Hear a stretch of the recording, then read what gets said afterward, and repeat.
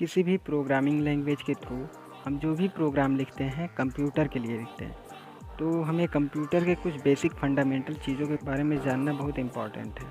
तो आज के इस वीडियो में हम लोग कंप्यूटर को रियल लाइफ से कनेक्ट करके समझेंगे कि कंप्यूटर क्या होता है। So let's roll the intro.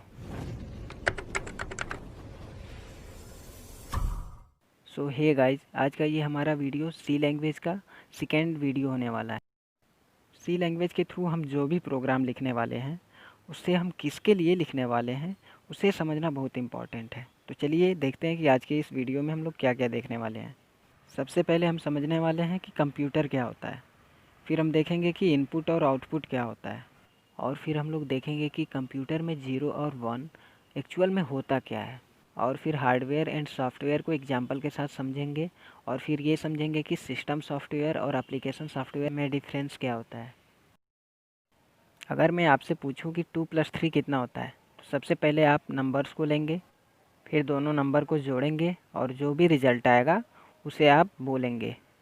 अगर इस एग्जाम्पल में हम लोग देखें तो आपने सबसे पहले नंबर्स को इनपुट लिया, फिर जाके दोनों नंबर्स को आपने जोड़ा, ये प्रोसेस हुआ, और फिर जाके जोड़ने के बाद जो भी रिज़ल्ट आया उसको आपने आउटपुट दिया।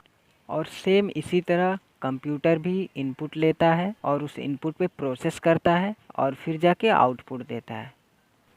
तो चलिए अब इस सेंटेंस को देखते हैं। Computer is an electronic machine which takes input, process and output the result. हम लोगों ने इनपुट, प्रोसेस और आउटपुट को अच्छे से समझ लिया है। अब समझते हैं कि इलेक्ट्रॉनिक मशीन क्या होता है। तो चलिए एक और एग्जांपल लेते हैं। अगर मैं आपसे पूछूं कि क्या फ़ैन कंप्यूटर है, क्योंकि इसमें भी इनपुट होता है और प्रोसेस भी करता है और आउटपुट भी देता है। इलेक्ट्रिक करंट को इनपुट लेता है, फिर उसके जो मोटर होते हैं वो प्रोसेस करते हैं और आउटपुट में हमें हवा देता है। इसमें भी इनपुट, प्रोसेस और आउटपुट हुआ। लेकिन ये कंप्यूटर नहीं है, क्योंकि ये इलेक्ट्रॉनिक डिवाइस नहीं है, ये इलेक्ट्रिकल डिवाइस है। इलेक्ट्रॉनिक डिवाइस बहुत ही कम वोल्टेज पे चलती हैं और इलेक्ट्रिकल डिवाइस के लिए ज़्यादा करंट की आवश्यकता पड़ती है। आप कैलकुलेटर को भी कंप्यूटर बोल सकते हैं, क्योंकि आप कैलकुलेटर में कुछ नंबर इनपुट देते हैं, कैलकुलेटर के अंदर प्रोसेस होता है और फिर वो अपने डिस्प्ले पे आउटपुट दिखाता है। कोई भी डिवाइस जो इन 4 शर्तों को पूरा करे उसे आप कंप्यूटर बोल सकते हैं। तो चलिए अब इनपुट और आउटपुट को रियल लाइफ से कनेक्ट करके अच्छे से समझते हैं।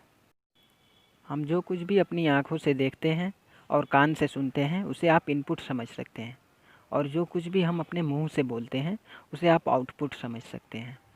हम जो कुछ भी इनपुट लेते हैं उसे कहीं ना कहीं हमें स्टोर करने की ज़रूरत पड़ता है, ताकि उस पर हम प्रोसेस कर सकें या आउटपुट दिखा सकें। अगर ह्यूमन की बात की जाए तो ह्यूमन अपने माइंड में डेटा को स्टोर करके रखता है।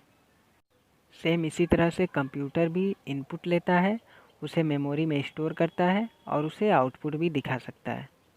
जैसे अगर हम मोबाइल का एग्जांपल लें तो मोबाइल में जो कैमरा होता है या उसका माइक्रोफोन होता है वो कुछ इनपुट लेता है, उसे स्टोर करता है और बाद में हम लोग उसका आउटपुट देखते हैं। अभी हम लोगों ने देखा कि इनपुट और आउटपुट क्या होता है। अब समझते हैं कि इनपुट डेटा कितने तरह का हो सकता है। तो जब हम कैमरे का यूज़ करते हैं तो कैमरा लाइट की फ्रीक्वेंसी को इनपुट में लेता है, और अगर हम माइक्रोफोन में अगर कुछ बोलते हैं तो उस साउंड की फ्रीक्वेंसी को इनपुट लेता है।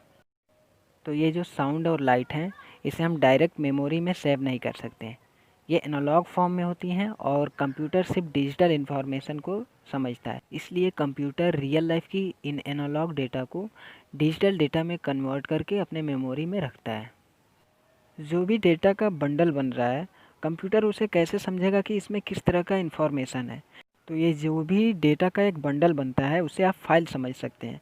अब फाइल का एक एक्सटेंशन होता है जिससे कि हम पहचान सकते हैं कि हाँ उसमें किस तरह का डेटा है। जैसे अगर हम लोग कैमरे से फ़ोटो क्लिक करते हैं तो उसका जो एक फ़ाइल बनता है उसका एक्सटेंशन .jpg होता है। साउंड के लिए .mp3 या फिर वीडियो के लिए .mp4, ऐसे करके हर एक फ़ाइल का अपना अलग अलग एक्सटेंशन होता है जिससे हम पहचान सकते हैं कि हाँ उसमें किस तरह का डेटा है। कंप्यूटर में जितने भी तरह की फ़ाइल्स होती हैं या फिर सॉफ्टवेयर होता है 1 और 0 से मिलकर बना होता है। तो चलिए अब समझते हैं कि एक्चुअल में 1 और 0 होता क्या है। 1 और 0 दो स्टेट को दिखाता है। जैसे अगर हम एक बल्ब लेते हैं तो बल्ब का दो स्टेट हो सकता है, या तो वो बल्ब जलेगा या वो बल्ब नहीं जलेगा। तो जब बल्ब जल रहा है उसे आप 1 समझ सकते हैं, और जब बल्ब नहीं जल रहा है तो उसे आप 0 समझ सकते हैं। हम लोगों ने यहाँ दो स्टेट को 1 और 0 में रिप्रेजेंट किया। एक बिट का सिर्फ दो स्टेट हो सकता है, या तो वो 1 रहेगा या तो 0 रहेगा।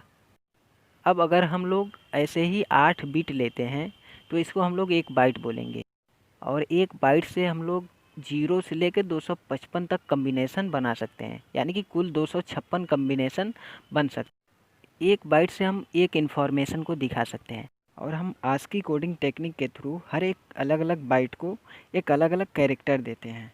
जैसे आप यहाँ पे देख सकते हैं कि ए को अगर बाइनरी में कन्वर्ट किया जाए तो ये कुछ इस तरह से दिखेगा, और ऐसे ही हर एक कैरेक्टर के लिए एक बाइनरी कोड होता है। अब हम लोग समझते हैं कि हार्डवेयर और सॉफ्टवेयर क्या होता है। कंप्यूटर का हर एक पार्ट जिसे आप देख सकते हो या आप उसे टच कर सकते हो, उसे आप हार्डवेयर बोल सकते हैं। कोई भी हार्डवेयर कैसे काम करेगा उसके लिए एक सेट ऑफ इंस्ट्रक्शन होता है कि वो किस तरह से काम करेगा, और उस सेट ऑफ इंस्ट्रक्शन को ही हम सॉफ्टवेयर कहते हैं।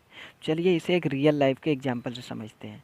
आप मिरर में हमेशा अपना फेस देखते होंगे, तो जो मिरर है ये हार्डवेयर हो गया, और उसमें जो दिख रहा है, यानी कि अगर आप देख रहे हैं तो आपका चेहरा उसमें दिख रहा है, तो मिरर तो हार्डवेयर है, लेकिन उसमें जो कुछ भी दिखेगा वो चीज़ हार्डवेयर नहीं है, वो सॉफ्टवेयर है। जैसे रियल लाइफ में साउंड को या लाइट को हम हार्डवेयर नहीं बोल सकते हैं, सेम उसी तरह कंप्यूटर में जो सेट ऑफ इंस्ट्रक्शंस बने होते हैं 1 और 0 से ही मिलके बने होते हैं, उन्हें हम हार्डवेयर नहीं बोलते हैं, वो सॉफ्टवेयर होता है। कंप्यूटर के हार्डवेयर को ऑपरेट कैसे करना है उसके लिए जो भी सेट ऑफ इंस्ट्रक्शन होती हैं उन्हें ही हम सॉफ्टवेयर कहते हैं। सॉफ्टवेयर दो तरह की होती हैं, सिस्टम सॉफ्टवेयर और एप्लीकेशन सॉफ्टवेयर। तो चलिए अब समझते हैं कि इन दोनों में डिफरेंस क्या होता है। कंप्यूटर के हार्डवेयर किस तरह से काम करेगा उस चीज़ को सिस्टम सॉफ्टवेयर में डिफ़ाइन किया गया होता है। ऑपरेटिंग सिस्टम भी सिस्टम सॉफ्टवेयर होता है। जिस तरह किसी बॉडी के लिए सोल की इम्पोर्टेंस होती है, सेम उसी तरह से कंप्यूटर के लिए ऑपरेटिंग सिस्टम की इम्पोर्टेंस होती है। जैसे अगर बॉडी में जान ना हो तो फिर इंसान कुछ भी नहीं कर सकता, सेम उसी तरह अगर कंप्यूटर में ऑपरेटिंग सिस्टम ना हो तो फिर वो कंप्यूटर कुछ भी नहीं कर सकता। एप्लीकेशन सॉफ्टवेयर किसी एक स्पेसिफिक टास्क को कंप्लीट करने के लिए बना होता है। सो गाइज, आज के इस वीडियो में हम लोगों ने कंप्यूटर से रिलेटेड कुछ बेसिक फंडामेंटल चीज़ों को क्लियर किया। If you really enjoy this journey then like and share with all your friends and subscribe to start your coding journey, and I will see you in the next one.